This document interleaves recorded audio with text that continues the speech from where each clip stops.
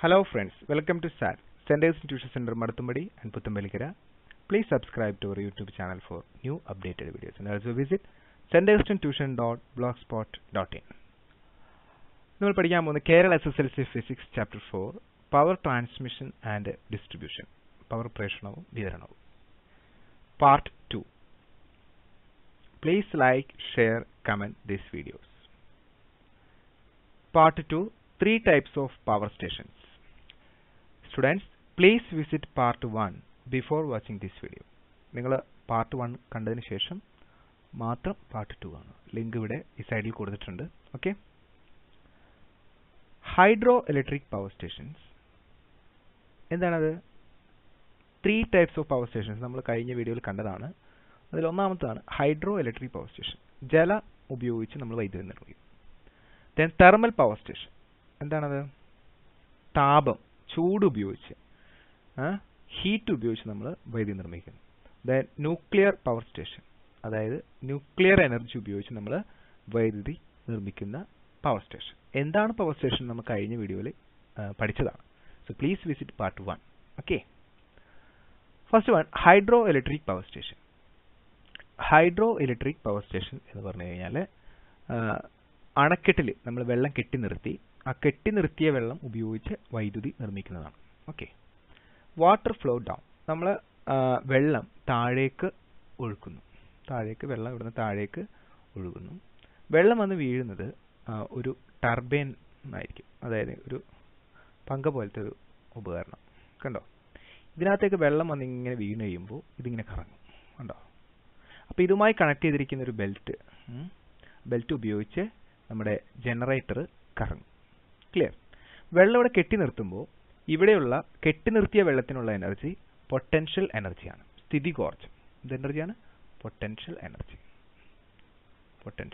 Clear?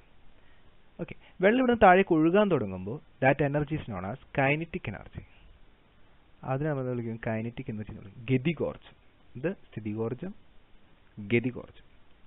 ഇനി എപ്പോഴാണോ turbine കറങ്ങാൻ തുടങ്ങുന്നത് അപ്പോൾ ഉണ്ടായ എനർജി നമ്മൾ മെക്കാനിക്കൽ എനർജി എന്ന് പറയും.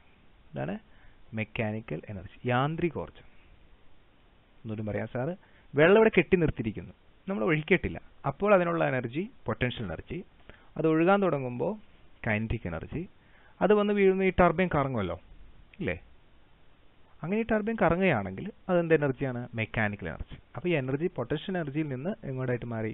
മെക്കാനിക്കൽ എനർജി ആയിട്ട് മാറി. ഇനി ജനറേറ്റർ കറങ്ങുന്നു. കണ്ടോ? ഓക്കെ. ആ ജനറേറ്റർ കറങ്ങി അവിടെ നിന്ന് പുറത്തേക്ക് വരുന്നതാണ് നമ്മുടെ electrical energy. Clear? It's very simple, easy to understand. Okay. അപ്പോൾ മെയിൻ പോയിന്റ് എന്താണെന്ന് വെച്ച് കഴിഞ്ഞാൽ വാട്ടർ ഫ്ലോ ഡൗൺ. വാട്ടർ എന്താണ്? താഴേക്ക് വീഴുന്നു. റൊട്ടേറ്റ് ദ ടർബൈൻ, ആ ചക്രത്തിനെ നമ്മൾ ടർബൈൻ എന്നാണ് വിളിക്കുന്നത്. അത് കറങ്ങുന്നു. നമ്മൾ എക്സാമ്പിൾ പറയുകയാണെങ്കിൽ പള്ളിവാസലും മൂലമറ്റമൊക്കെ ഇങ്ങനെ ജലവൈദ്യുത നിലയങ്ങളായിട്ട് എക്സാമ്പിൾ ആയിട്ട് നമുക്ക് പറയാം. ഇവിടെ എന്ത് എനർജിയാണ്? Potential energy is converted to kinetic energy, then mechanical energy, then electrical energy. കിട്ടിയോ? പൊട്ടൻഷ്യൽ എനർജി എന്തായിട്ട് മാറും? ആദ്യം കൈനറ്റിക് എനർജി, താഴേക്ക് വീഴുമ്പോൾ kinetic energy, then mechanical energy, then electrical energy. Okay. കെട്ടി നിർത്തുമ്പോൾ പൊട്ടൻഷ്യൽ എനർജി. ഓക്കെ. താഴേക്ക് വീഴുമ്പോൾ എന്താണ്? Kinetic energy. ദെൻ ടർബൈൻ കറങ്ങുന്നു, ജനറേറ്ററിൻ്റെ ഇത് കറങ്ങുന്നു, ദാറ്റ് ഈസ് മെക്കാനിക്കൽ എനർജി. അപ്പോൾ പുറത്തേക്ക് വരുന്നത് ഇലക്ട്രിക്കൽ എനർജി. ക്ലിയർ? ഓക്കെ. അപ്പോൾ ഹൈഡ്രോ ഇലക്ട്രിക് പവർ സ്റ്റേഷൻ എന്ന് പറഞ്ഞാൽ ഉയരത്തിൽ കെട്ടി നിർത്തിയ ജലം പെൻസ്റ്റോക്ക് പൈപ്പ് വഴി താഴേക്ക് ഒഴുക്കി ടർബൈൻ കറക്കി വൈദ്യുതി ഉൽപ്പാദിപ്പിക്കുന്നതാണ് ഹൈഡ്രോ ഇലക്ട്രിക് പവർ സ്റ്റേഷൻ.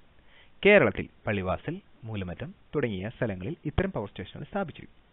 ഇവിടെ നടക്കുന്ന ഊർജ്ജ മാറ്റം ചോദിച്ചാൽ സ്ഥിതികോർജ്ജം, അതായത് പൊട്ടൻഷ്യൽ എനർജി, കൺവേർട്ടഡ് ഇൻടു ഗതികോർജ്ജം, അതായത് കൈനറ്റിക് എനർജി.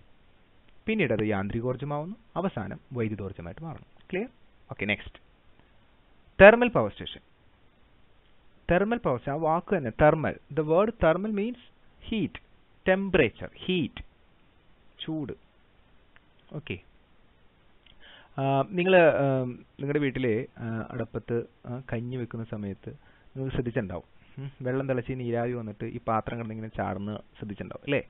സോ നീരാവിക്ക് ഒരു പവർ ഉണ്ട്, ഒരു എനർജി ഉണ്ട്. അതുകൊണ്ട് നമുക്ക് വർക്ക് ചെയ്യിക്കാനായിട്ട് പറ്റും. പണ്ടൊക്കെ ഈ നീരാവി ഉപയോഗിച്ചിട്ടാണ് തീവണ്ടി ഓടിച്ചിരുന്നത്. ഇപ്പോൾ ഭൂരിഭാഗവും ഇലക്ട്രിക്കൽ ആണെങ്കിലും. അപ്പോൾ നമുക്ക് ഈ വെള്ളം തിളച്ച് അത് നീരാവി ആക്കണം. വെള്ളം തിളക്കണമെങ്കിൽ എന്ത് വേണം? നമ്മൾ താഴെ ഹീറ്റ് കൊടുക്കണം. ഹീറ്റ്. ഹീറ്റ് നമുക്ക് എവിടെ നിന്ന് കിട്ടാം? ഹീറ്റ് നമുക്ക് വിറക് കത്തിക്കാം, ഉണ്ടോ, വിറക് അല്ലെങ്കിൽ കോൾ.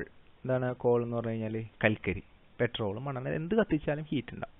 കിട്ടിയോ? ആ ഹീറ്റ് ഉപയോഗിച്ച് വെള്ളം നീരാവി ആക്കി ആ നീരാവി ഉപയോഗിച്ചിട്ടാണ് തെർമൽ പവർ സ്റ്റേഷനിൽ എന്ത് ചെയ്യുന്നത്? വർക്ക് ചെയ്യുന്നത്. അപ്പോൾ നമ്മുടെ ക്വസ്റ്റ്യൻ ഇതാണ്, ഹീറ്റ് നമുക്ക് എവിടെ നിന്ന് കിട്ടും? ഓക്കെ, ഇതാണ് thermal power station. Fuels Ignited. Example call, naphtha, lignite. Call, naphtha, lignite തുടങ്ങിയ ഫ്യൂവൽ നമ്മൾ കത്തിക്കുമ്പോൾ എന്തുണ്ടാവും? ഹീറ്റ് ഉണ്ടാവും.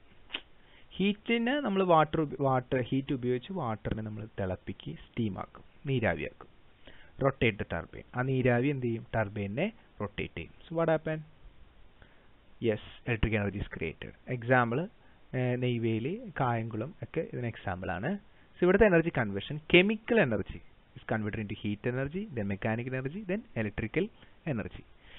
ഇപ്പോൾ ഉദാഹരണം പറയുകയാണെങ്കിൽ, ഇപ്പോൾ ഒരു മരം നമ്മളെടുത്ത് കത്തിച്ചാൽ ഈ മരത്തിൽ സ്റ്റോർ ചെയ്തിരിക്കുന്ന എനർജി എവിടെ നിന്ന് കിട്ടി? അത് അതിന് സൂര്യനിൽ നിന്ന് കിട്ടി. മനസ്സിലായോ? സൂര്യനിൽ നിന്ന് അത് സ്വീകരിച്ചാണ് ആ എനർജി. ആ എനർജി സ്റ്റോർ ചെയ്ത് വെച്ചിരിക്കുന്നത് എന്ത് രൂപത്തിലാണ്? Chemical energy. ക്ലിയർ? അതുപോലെ കോളും നാഫ്ത, ലിഗ്നൈറ്റ്, കൽക്കരി, കോൾ, കൽക്കരി, ഇതൊക്കെ നാഫ്ത, ലിഗ്നൈറ്റിലൊക്കെ എന്താണ്? കെമിക്കൽ എനർജിയാണ്. നമ്മൾ കത്തിക്കുമ്പോൾ എന്ത് എനർജി ആയിട്ട് മാറും? ഹീറ്റ്. ഹീറ്റ് ഉപയോഗിച്ച് നമ്മൾ വെള്ളം തിളപ്പിച്ച് നീരാവിയാക്കും. നീരാവി ടർബൈനെ കറക്കുമ്പോൾ അതെന്താവും? Mechanical energy. Then mechanical energy is converted into electrical energy. Clear? So first of all it's chemical energy, then last it is electrical energy. മനസ്സിലായെന്ന് പ്രതീക്ഷിക്കുന്നു. ഓക്കെ, അപ്പോൾ എന്താണ് നമ്മൾ പറഞ്ഞത്? ഫ്യൂവല് കത്തിക്കുന്നു, ഹീറ്റ് ഉണ്ടാവുന്നു, വെള്ളം തിളപ്പിക്കുന്നു, തിളച്ച നീരാവി ഉപയോഗിച്ച് ടർബൈൻ കറക്കുന്നു, then electric energy.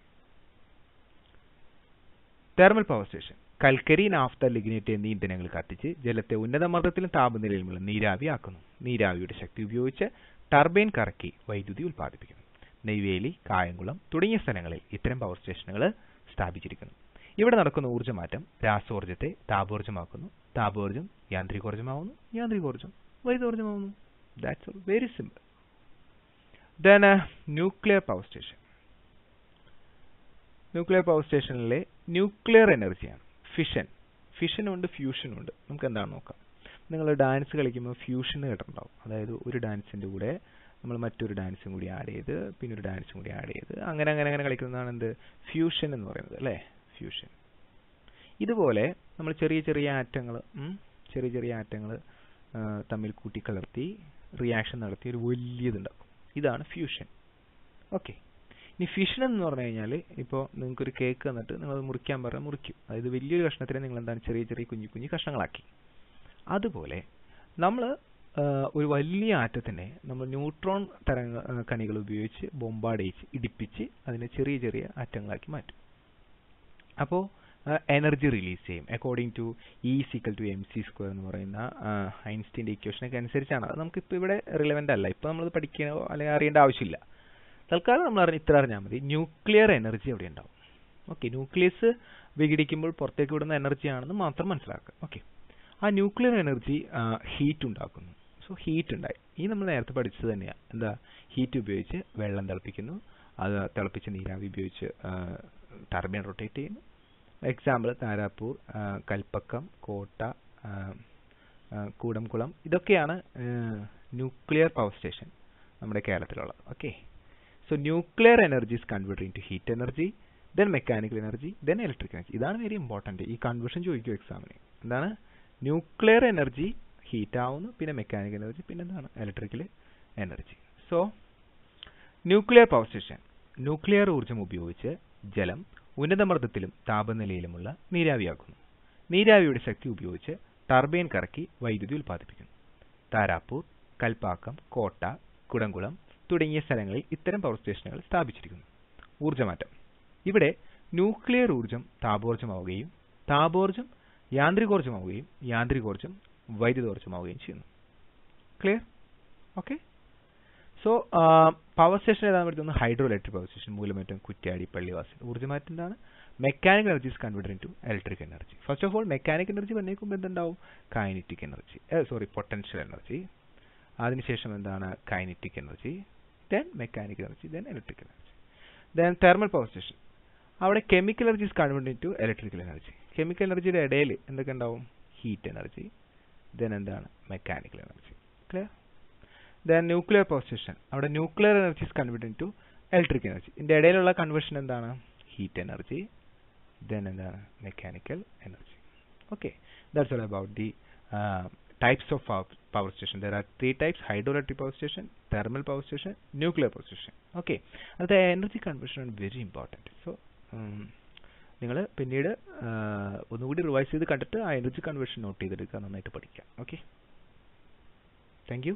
Please visit part 3. Thank you. Please subscribe to our YouTube channel for new updated videos. Thank you once again.